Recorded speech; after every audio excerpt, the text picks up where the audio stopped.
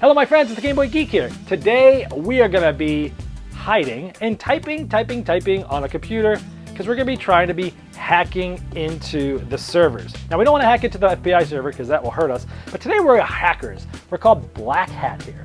This is a trick-taking game with a board that goes along with it. 2 to 6 players, takes about 30 to 45 minutes to play. Let me show you how this plays. It's very interesting and different from anything you've seen. Let's take a look.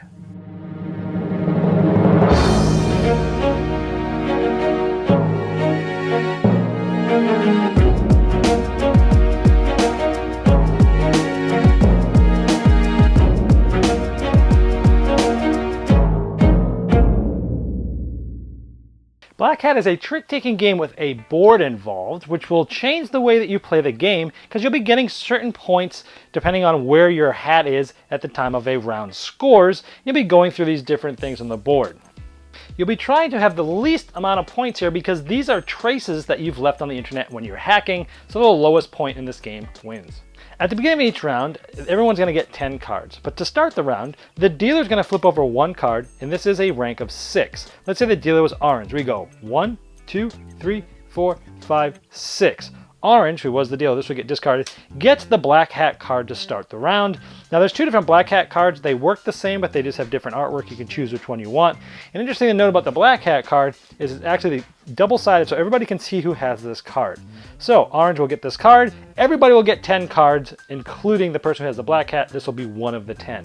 Now play starts to the right of the player that has the Black Hat. So even though I was the dealer and I got the Black Hat, the player to my right starts the trick. Now how this works, this is a trick-taking game. This is what my 10 cards might look like.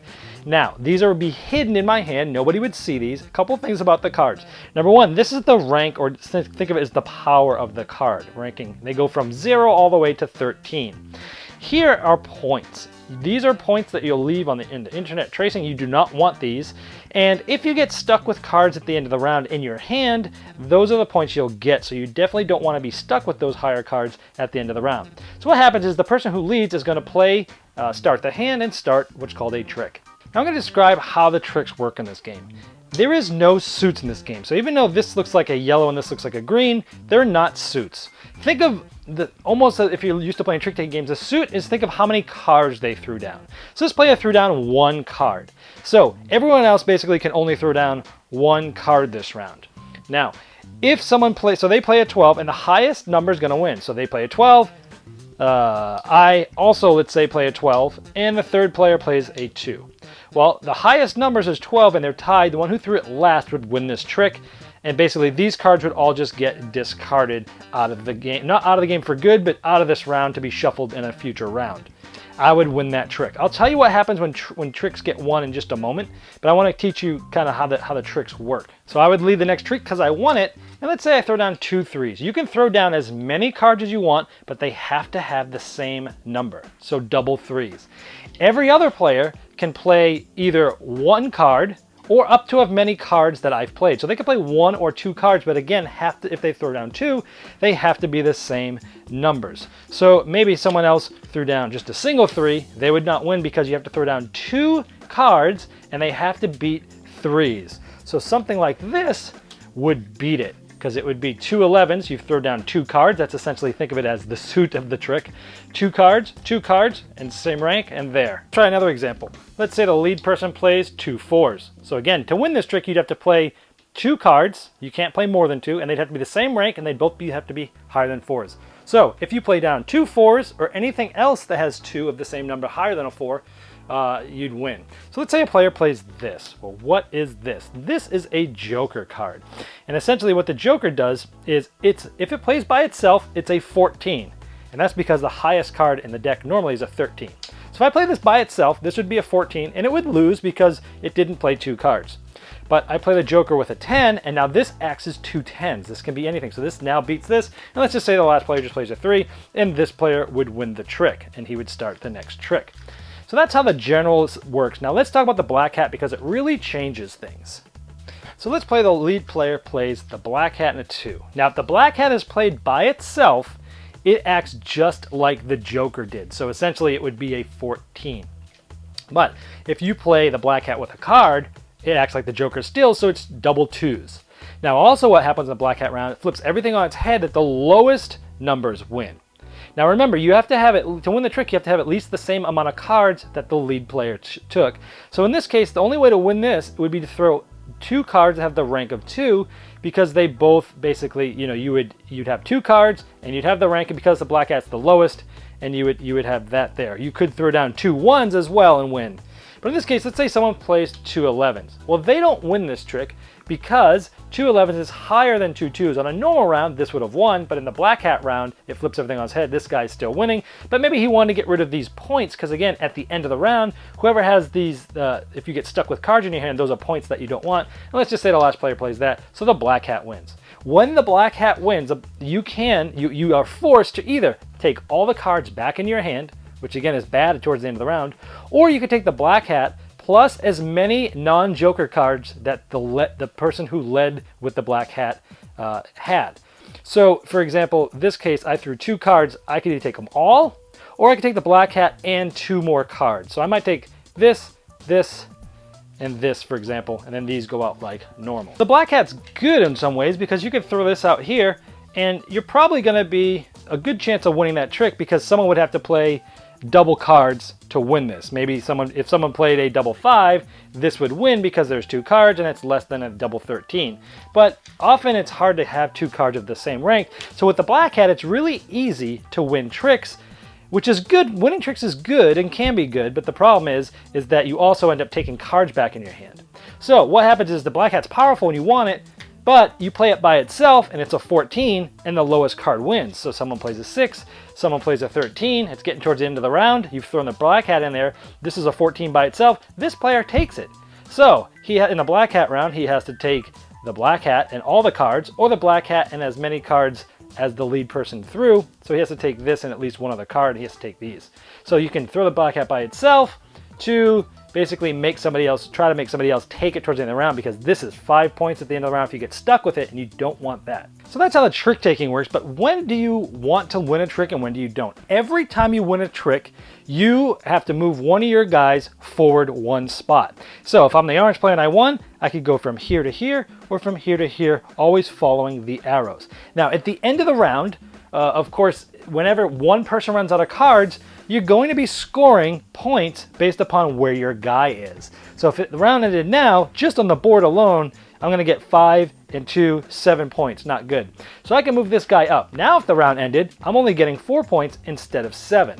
Also, again, the cards that you're stuck with at the end of the round are points. So if it ended right now, I would get 2, 4, 5, 6, 7, 8 because of the cards. Now you say everyone starts with the same amount of cards. How does the round end with people having cards? That's because some people are playing 2, some people are grabbing the black hat and grabbing extra cards. People will have a different amount of cards throughout the game. You don't want to get stuck with them at the end that are worth points at the end of each round. So that's how the round and the scoring works. Now, if the white player wins a trick next, you can never be on the same spot, so it hops over this. And then the black player wins a trick. Well, great. He can follow these arrows and either jump here, or he can follow these arrows and jump here. This is great because this is -1. That's awesome. Now, when it's your turn, you win a trick. Normally, you can only move your own hat, unless an opposite player is in the minus sign. Anyone less than 0, they can move someone else. So if the orange wins this trick, they can move this person here because he was in a minus. And then if the orange player wins again, he can move himself over the white to here. Orange player wins again, he can hop over this guy here. Now there's some special spots on the board. Now the FBI server in the basic game is nothing more than your guy gets stuck here and he can't move forward at all for the rest of the game. You might say, well, that's terrible, that's bad, right? It's bad, but it's not terrible because you're only getting 1 point each time. There's also this honeypot. If somebody gets here, they get stuck here for the rest of the game, but then that means that somebody else can now hop over him later on.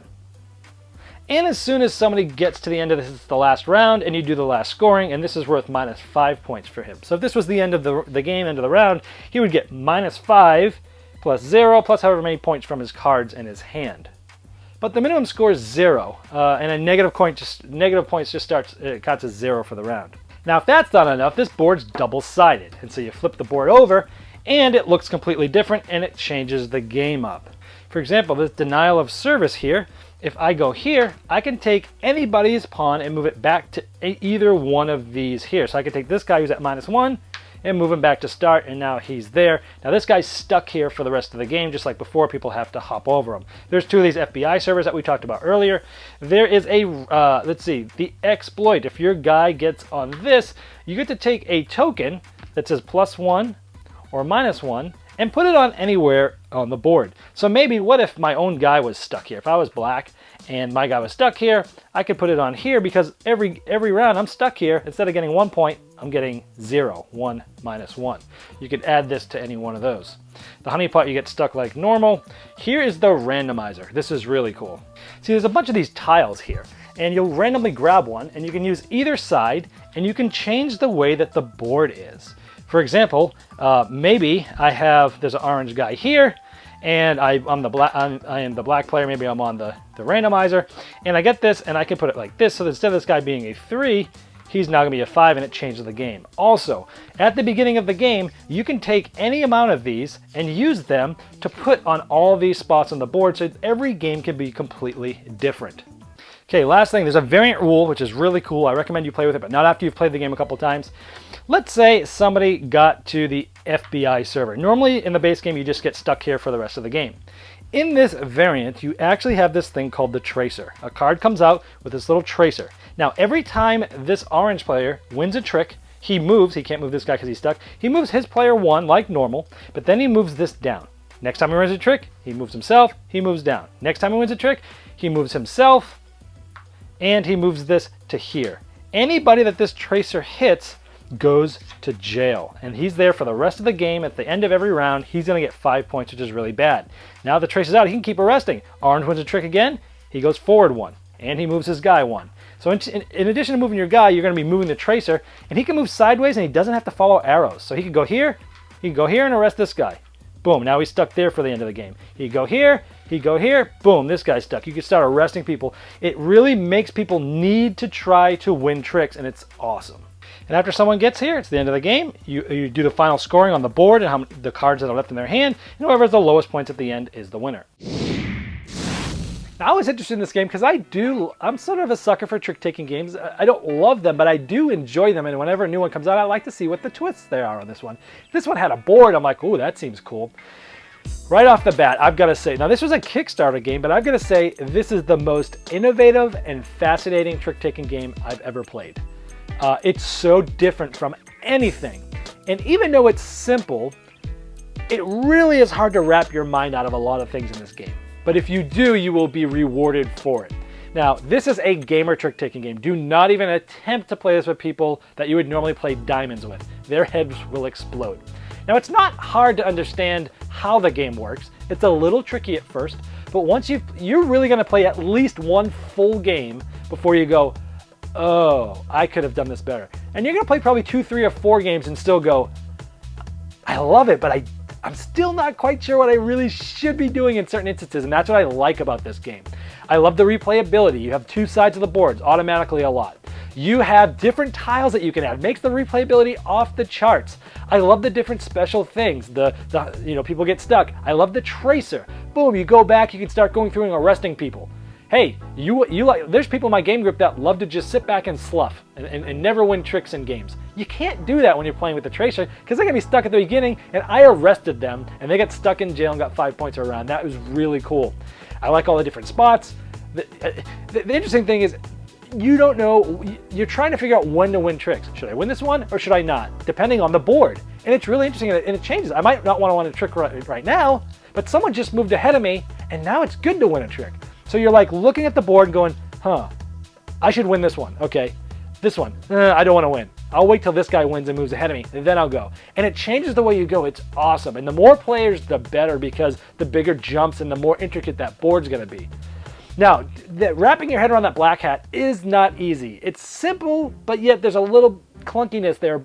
Not in a bad way, it just takes a while to figure it out. It's like, oh, I can use a black hat to win a bunch of tricks to move ahead forward, but I'm also taking a bunch of cards, which are probably going to be points at the end, but maybe I'm getting ones that I can just throw 2 or 3 cards at a time and catch back up, and then I want to get rid of the black hat at the end. Really, really fascinating idea here. It might feel a little bit like work to some people, because it's probably the most cerebral trick-taking game I've ever played. But at the same time, it's the most rewarding and it's the most fascinating. It's the one that I want to keep getting out to try to figure this puzzle out in my head. So how are we really supposed to be playing this? Even after multiple plays, I'm still like, I really like it. I'm intrigued. I'm not good at it yet. And that's a sign of a good game. And it's going to change every time with those tiles too. Woof! If you like trick-taking games and you're a gamer, this has to be in your collection. Or you need to at least try this game because it's very different from anything. Huge thumbs up for me. I'm keeping this game in my gaming library. So in order to induct this into that in a proper way, let's get Black Hat a saxophone serenade.